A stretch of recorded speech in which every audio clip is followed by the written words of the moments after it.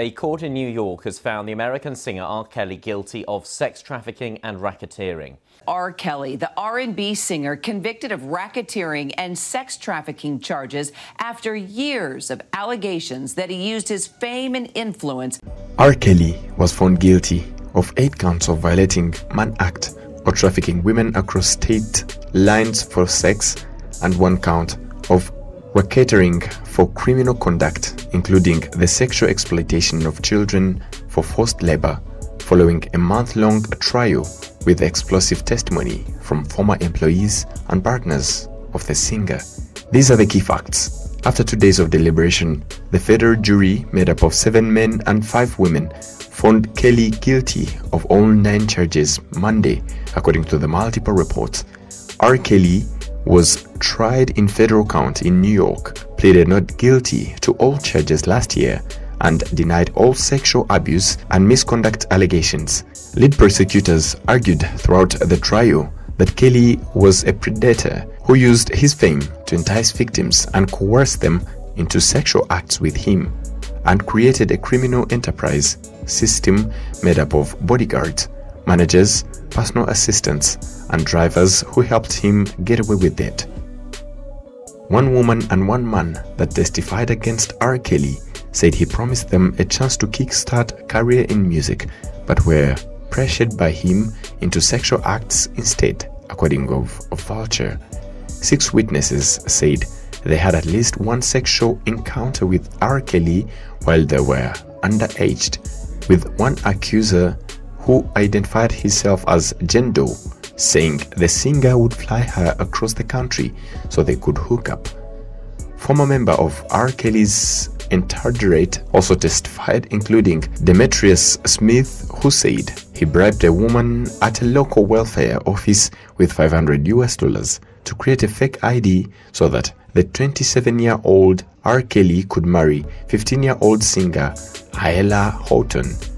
R. Kelly's defense argued that he was a loving and caring partner and threatened women around him like gold, but those partners did not show him the same courtesy and retaliated against him after he broke things off with them. His defense also accused R. Kelly's former partners, who were underage, of lying to Kelly, pursuing him knowing exactly what they were getting into, and then fabricating facts of the relationship, even calling the accuser a super stalker and a super hustler. Kelly, whose real name is Robert Sylvester Kelly, is an award-winning singer and music producer who created hits like I Believe I Can Fly and I Could Turn Back the Hands of Time. Allegations of sexual abuse and misconduct have followed Kelly for decades, which he denied, but it wasn't until multiple women spoke out against Kelly following the Me Too movement in 2018 and in the Surviving R. Kelly documentary released in 2019. The charges were filed.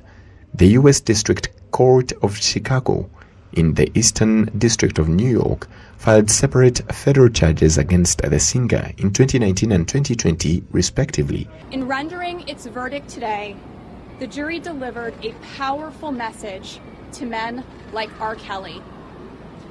No matter how long it takes, the long arm of the law will catch up with you.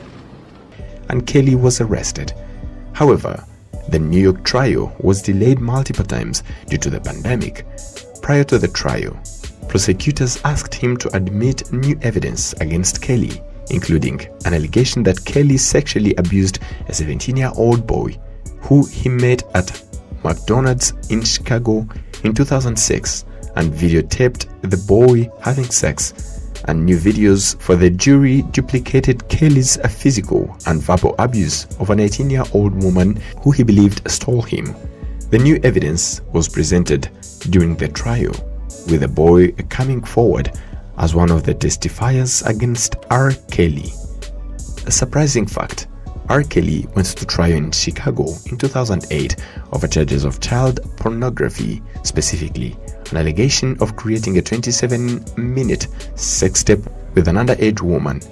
While over a dozen of witnesses testified, the key testimony for the alleged victim was missing.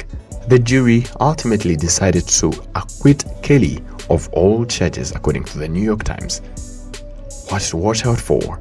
The singer also faces 13 charges of child pornography and obstruction of justice in Chicago, with trial date still waiting to be set. Two of his former employees, Darrell McDavid and Milton Brown, were also indicted of similar charges. If found guilty, Kelly would face at least an additional 5 years in prison. He also faces 2 criminal charges of engaging in prostitution with a minor in Minnesota.